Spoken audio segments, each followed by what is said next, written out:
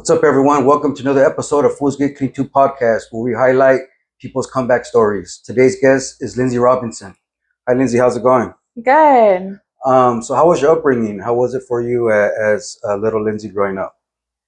Honestly, it was really good. My parents, they are still together to this day, so it was a pretty solid family. I have two older brothers, and there was really no addiction, but I could tell, like, I've always felt different, like growing up, like especially in middle school and high school, I felt like my emotions were really big, like when I was really like at night, like I just remember being like really like down, and I didn't know how to express it, right? So I would just like write it on paper, and then I would be able to go to sleep afterwards. But So how was elementary school for you? How was your school years growing up?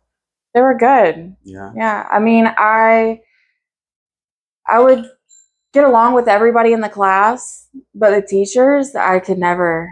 I just always butted head with the teachers. What do you think that was? I guess I just didn't like authority. Yeah. No, I get that. So how was your junior high years? How was high school? High school was great. There was a lot. That's whenever I kind of started like drinking. I was like partying a lot, smoking weed, but just on the weekends. It was never anything too intense. So was it with your friends, or did you feel peer pressure, or just partying, having fun? It was just fun. It was with friends. I would look for the parties. Like I wanted to go every weekend. Every weekend. What kind of parties were it? Like house parties or what? House parties, yeah. Yeah. So when did drugs and alcohol start becoming an issue for you? Not too long after I graduated high school. I was going to the parties and met the love of my life. The guy, right? My baby's daddy, yeah. He was fresh out of prison, and I just graduated high school. And I always liked the bad boys, Yeah. And he was fun. He was cute, and I just kind of dove in, and I didn't realize that he, had like an addiction. But like growing up, I was never like told about addiction, so I never like I knew about drugs, but I didn't know about them, like the effects that they could have like on your life, like they have, So yeah, I met him, and I found out he was doing them behind my back, right? So How did you find out? People were telling me. And we were finding needles in his stuff. Oh shit. Yeah. And he was just saying he was a borderline diabetic. Oh hell yeah. And like me being naive, 17 years old, like I didn't know, And I wanted to believe him. But after so many people started telling me, I eventually like confronted him with it. And I was like, just tell me, just be honest. I'm not going to be mad, And he told me. And then like once he told me, it was in the open, right? Like there was no more hiding it. So what was he using? It was pain pills at first. Okay, Yeah. so like oxys or what? Yeah, 30s. Mm-hmm. So how did you start using? Well, we were going out. I was with him all the time, going out and making money. And I wasn't making anything, So whenever I was going out and everything was being spent on the drugs, like I guess I was like, I want some too, Yeah. So how would you guys make money, if you don't mind me asking? We would rob houses. We would drive around and find empty houses with no cars in the driveway, and knock on the door. And if somebody came to the door, we would ask for Alex. No way, Alex. Yeah, that's a good name. Yeah, and yeah, we would do that. We would rob stores. Just go in and put, like Lowe's and Home Depot or Best Buy, and just put like expensive items in the cart, and then just push it out the door. Okay, so after committing that crime, did you ever get arrested or have any legal issues because of it? Yeah, so whenever I was 18 years old, and we had moved across to the east coast of North Carolina because I'm from North Carolina, Asheville. I can tell by that accent. Yeah. And whenever we moved out there, we were hitting the Lowe's there, and my car broke down. So we ended up using somebody else's car. They would drive us, and the cops got the tag number, and he told on all of us. But that was like a lot of 12 felonies. So your drug use led you to be incarcerated more than once? Yeah. So what was something that stood out to you during one of your incarcerations? Like anything crazy or anything you can remember vividly? Honestly, the prison was like a fucked up girls club. Yeah. Yeah, it was I made the best of it, It was Yeah. cool. It sucked for sure. Being away from my kids and being away from my family and not having that freedom. So where did your addiction take you? Like, so how bad was it out there? It was pretty bad, I the last year was the worst. I had a bad breakup, and because of that breakup, I like decided like I was never going to depend on anybody or even kind of depend on another man or anybody. So I dove into like this total like isolation, this independence. Like I will make money however I want to, whatever I need to do. Like I'm gonna make it. Like I'm not gonna have to rely on anybody else. So what did your addiction look like after that? So you weren't getting high with that guy that you were with then, right? Yeah, but it was like we were just maintaining. Just Yeah. staying well? Yeah. Yeah. Like a half a gram a day. Yeah. So were you IV drug user also? Yeah. Did you ever run out of veins? Because that's what happened with me. I ran out of veins, so it wasn't fun anymore.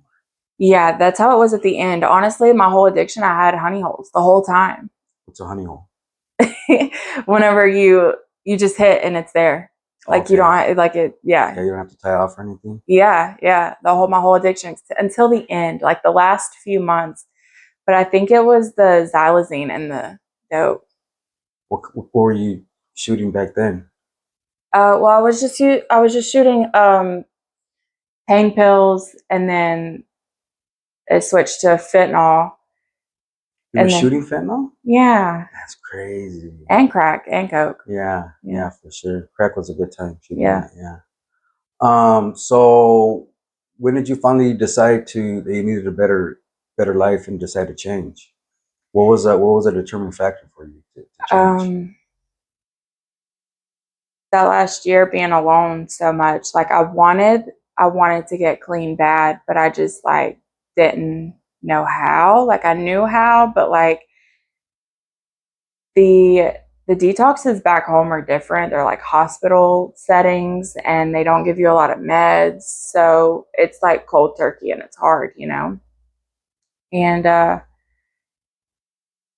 yeah, I had like hit a bunch of like I've lost my whole like moral set, my whole everything, my whole addiction that I'd held together. Like I will never do this. I will never do that. Yeah. Like I did all of that. Yeah. So what happened for you to change? So like, did you go to treatment, or what was that like, or where did you finally decide to change, and what did you do to change? So me and my boyfriend, we was just scrolling on Facebook one day and we filled out this ad for some California treatment and they called us and I was like, that would be kind of cool to go to California, like yeah, it'd be kind of cool to get clean too, but like I had no intentions of like staying clean or staying out here for any longer. Had you ever been to California before? No. Okay. Yeah, I'd never been outside of like Tennessee, South Carolina. Okay. So you came out here, you went to treatment? Yeah. How was that like? Treatment was awesome. Yeah? It was awesome. I loved it. It was like I was getting those sober laughs back, and like having these friendships and those vibes and like going and just hanging out and talking about like just shit that I used to do and shit that I want to do and just being able to connect. I felt included, you know, like finally, like my whole life I felt like the black sheep. And then I came out here into treatment and like I've just completely surrounded myself by people like me and it's made me feel included. Awesome. So what did you do after treatment? They had to force us out of treatment, right? Like we didn't want to leave. What do you mean? They had to drag you guys out of treatment? Yeah, they were like, we have to graduate you. No way. Yeah. So you went to detox residential and then you went to outpatient? Yeah. So like the PHP, IOP was a lot more freedom than the detox.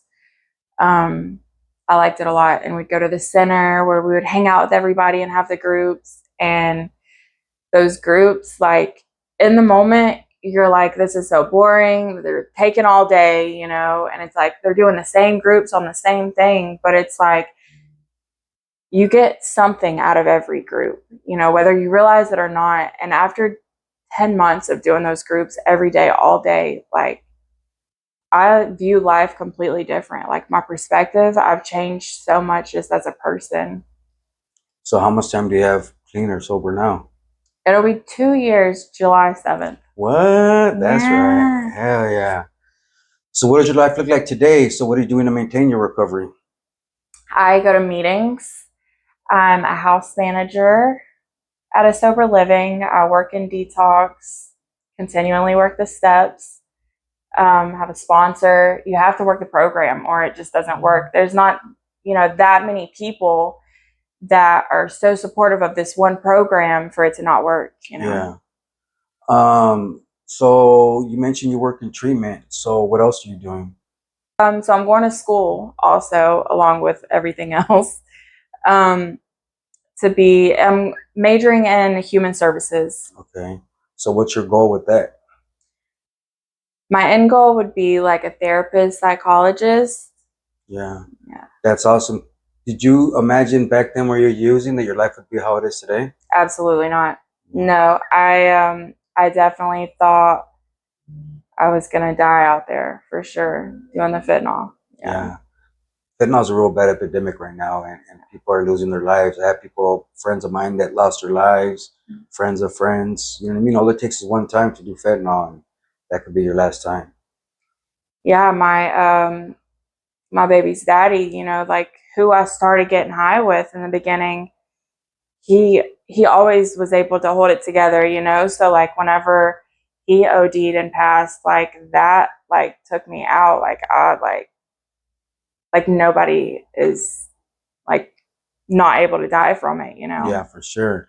And a lot of times we think it can't happen to us because I've overdosed probably like 10 times in my drug addiction, right? But all it takes is one time because you don't even know what's in it or how strong it is or what potency it is. You know what I mean? So for those of you out there struggling with fentanyl, just keep that in mind. Do you have any words of wisdom to say to people out there might be struggling, something that might encourage them to get on the right path? Well, one thing I do want to say is if you're using, just don't use alone. You know, have Narcan with you all the time. And if somebody around you overdoses and you don't want to be part of it, just drop them off at the hospital. It's not impossible. I was in a dark space, you know, and I lost everything, my kids, my family, my whole like existence, you know, like everything I loved. But it is possible. You just take that first step, you know, and the detox, that's the easy part, right? Like we can feel like shit for a week, you know, what's that? But it's like after that, you want to heal your brain and your mind and your body, and once you do that, it'll completely change your life. Give a plug to my friend who did this woodwork for me. It's Customs by Crystal. You can find her on Instagram. If you guys want to get some woodwork done from her, just put it in the comments or DM me on social media.